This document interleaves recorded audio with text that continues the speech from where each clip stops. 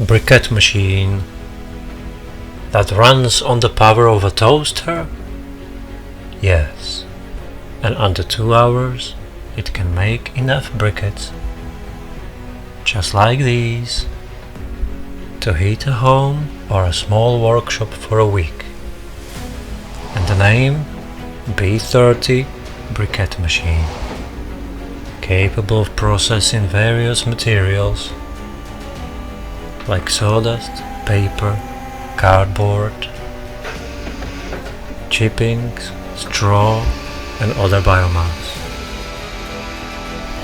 More precise, 800 liters.